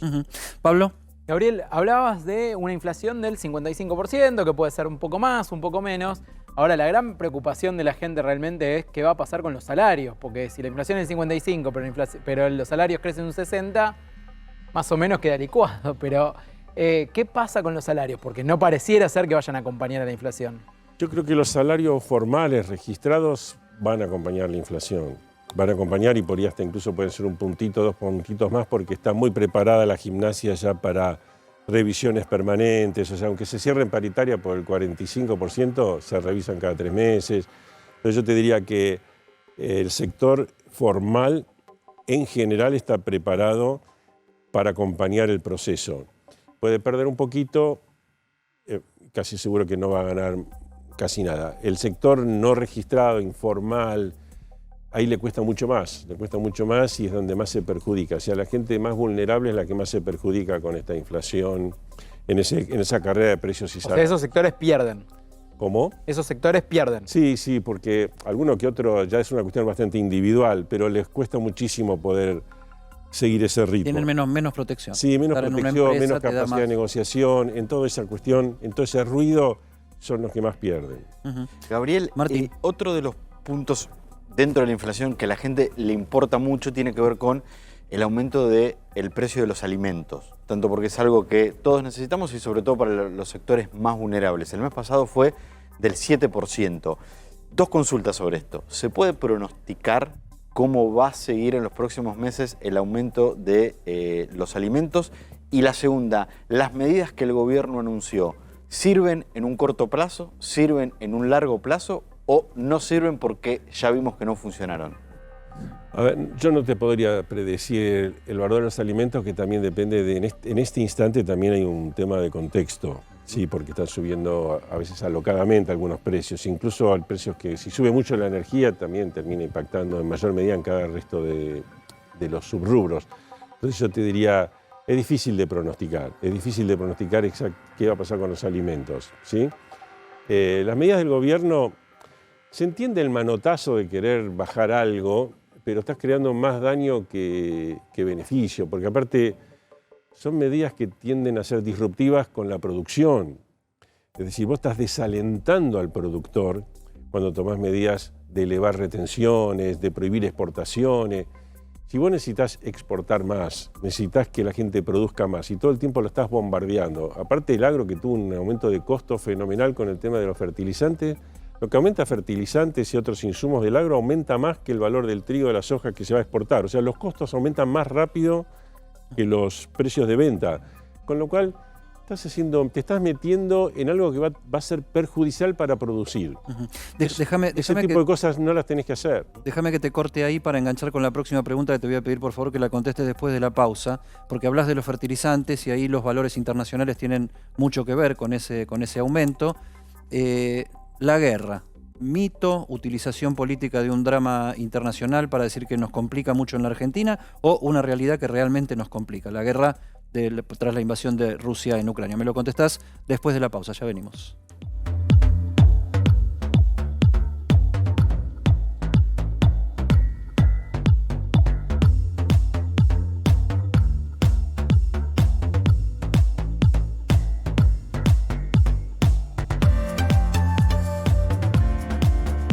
Último tramo de Para que Sepas, y había quedado pendiente la pregunta a Gabriel Rubinstein, nuestro gurú económico de la noche.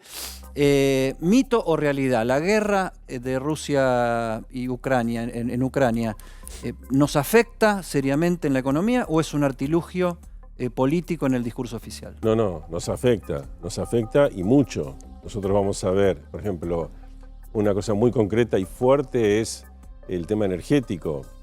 Las importaciones de Argentina de gas licuado de petróleo van a superar en más de 4.000 millones de dólares lo que se estaba previendo. Es decir, antes el año pasado se pagó, para que se entienda, un precio promedio de $8 y ahora está en 30. Entonces, eso va a significar, por un lado, que se va a tratar de importar menos. Eso va a significar que prepararse para cortes de luz, de comercios, de industrias, partidos a la tarde en vez de a la noche, todo ese tipo de cosas, partidos de fútbol, porque se va a tratar de importar lo menos posible. Así todo hay que importar un montón y eso ya implica, por ejemplo, que no se van a cumplir las metas con el Fondo Monetario. Ninguna meta, ni la meta fiscal, ni las metas monetarias, ni las metas de reservas. Esa es la mala noticia, que tenemos todos esos problemas que nos van a afectar. La buena, entre comillas, es que es probable que el Fondo Monetario sea receptivo a ese problema y diga, bueno, no nos vamos a decir, no sigue el acuerdo por esto, ¿no? No es que vamos a entrar en default con el FMI, pero sí vamos a experimentar los problemas que significa la guerra, porque nos pega. Algunos piensan que con el agro compensamos. Con el agro no compensamos, no compensamos. Por lo que te decía, los costos de fertilizantes y demás compensan el costo del mayor precio del trigo, soja, que aparte, acordate que hay una sequía importante.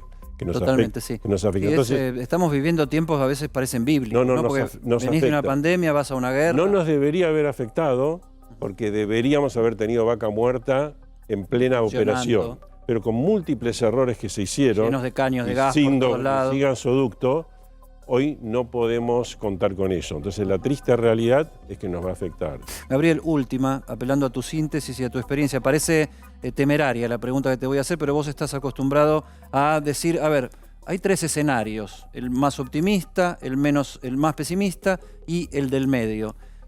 ¿Cuál es el escenario que vos ves con la información con que contamos hoy para adelante en la Argentina? Y brevemente, muy brevemente, ¿por qué? Que se pueda administrar esta mediocridad como para que llegue al fin del mandato el gobierno dignamente, con una inflación un poco más baja que la que tenemos ahora, quizás el año que viene. O sea, ni terriblemente optimista ni terriblemente pesimista. Si el gobierno hace las cosas más o menos bien, con 40% de inflación el año que viene llegamos a una economía muy mediocre. ¿Le alcanza al presidente para una reelección eso? Yo no creo, eso ya es un tema político, pero yo no creo. Pero viste que la política está tan atada a la economía. Sí, pero yo no creo que el desencanto es bastante fuerte y no me imagino que Alberto Fernández pueda ser reelecto. No. Pero eso los politólogos lo van a decir. Gabriel Rubinstein, un capo, muchísimas gracias por haber estado en Para que Sepas. Te esperamos en cualquier momento porque, bueno, la rueda sigue y siempre hay algo que analizar y es un gusto siempre contar con tu aporte. Bueno, gracias a vos. Uno de los personajes más influyentes, o más, significativos de hoy en cuanto a la claridad que tuvo su discurso, para ver de qué está hablando el kirchnerismo puro, duro, genético, fue el cuervo Andrés Larroque. Tenemos declaraciones del cuervo Andrés Larroque. No sé si las tenemos por escrito o las tenemos en video. Eso sí que no, pero si las tenemos video. Adelante, entonces, y cerramos con el equipo comentándolas porque fue al hueso, fue duro el cuervo. Unidos que nunca. ¿La discusión está saldada o se está dando en este momento, Cuervo? Es que la base de la unidad, cuando hay sectores que pueden tener matices o distintas perspectivas, justamente tiene que ver con que exista el debate, que lo pueda saldar y que existan los ámbitos y los espacios para poder tener esta síntesis. Entonces, esa es nuestra vocación, estamos ya para aportar. Creo que el presidente sabe que nadie es más preocupado por la realidad de este país que esta inmensa multitud que hoy se moviliza y bueno, fundamentalmente pensar en la gente, ¿no? En el ciudadana de a pie que todos los días tiene que pelearla con dificultades en un momento muy complejo, pero bueno, es eso. Creo que se constituyó una fuerza política con ciertos objetivos, no podemos desviarnos de eso y fundamentalmente tenemos que darle funcionamiento a esta estructura. Y era ese el cuervo Larroque que aparte planteó que el presidente de la Nación, que me hablan de desunión y de pelea, sí, el presidente de la Nación fue el mismo que fue jefe de campaña de Florencio Randazzo en una elección donde sacaron el 4%, sí, el propio presidente y Sergio Massa criticaron a Cristina de Kirchner con todo tipo de adjetivos improperios, pero bueno, el cuervo Larroque fue el más claro en cuanto a la crítica y el cuestionamiento al gobierno nacional y particularmente al presidente de la Nación. Pablo fue con los tapones Lo de que punta. están pidiendo es una mesa de coordinación del Frente de Todos, básicamente. O sea, que sea una mesa que le permita, digamos, tomar algún tipo de decisiones. Lo que pasa es que en el peronismo es difícil plantear una mesa institucionalizada donde se armen algún tipo de debate, se llegue a una conclusión y la ejecuten todos. Porque en general el peronismo siempre tuvo un líder claro que estaba a cargo del Poder Ejecutivo y el líder claro era el que bajaba la línea. Desde Perón, Menem, Duhalde, en el momento que le tocó, Kirchner, Cristina.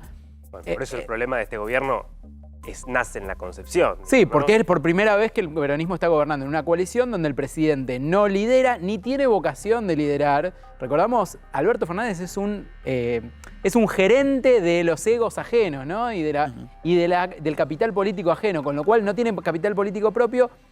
Acá lo está diciendo claramente Larroque, ¿no? El presidente estaba en un espacio político y fue jefe de campaña de un espacio que sacó 4 puntos en la elección en la provincia de Buenos Aires. Planteábamos recién. Déjame otra frase antes de ir a la encuesta y ya nos vamos despidiendo de la emisión de hoy de Para que sepas. El Cuervo Larroque dijo, es difícil que abandonemos un espacio que nosotros mismos construimos. No dijo, no vamos a abandonar un espacio que nosotros mismos construimos. Dijo, es difícil que eso pase. Casi que te lo está diciendo. Vamos a la encuesta que ahí va a entrar, mira, cuando podamos, vamos a encontrarla. Ahí está, mira. ¿Al presidente lo beneficia o lo perjudica pelearse con Cristina Fernández de Kirchner? ¿Lo beneficia, lo perjudica? ¿Quién vota? Yo ya dije que lo perjudica. Nosotros dijimos con ángulo. Winocur no dijo. Vamos a ponerlo perjudica. Dale. Lo perjudica, vamos, lo perjudica. Mira. 58% de los votantes, que es una segunda edición de esta encuesta porque la habíamos arrancado antes, teníamos como 2.000 y pico, estamos casi en 3.000 votos, tenemos 603 acá, pero es muchísimo más por lo que había visto antes del programa. 58% considera que al presidente de la Nación lo beneficia pelearse con Cristina Fernández de Kirchner. Nos vamos despidiendo. Gracias equipo, gracias por la banca, porque bueno, que no esté Marcela Pagano es para mí un desafío muy particular. Marcela, un abrazo enorme, nos vemos mañana y nos vemos con todos ustedes. Ya viene Vivi Canosa.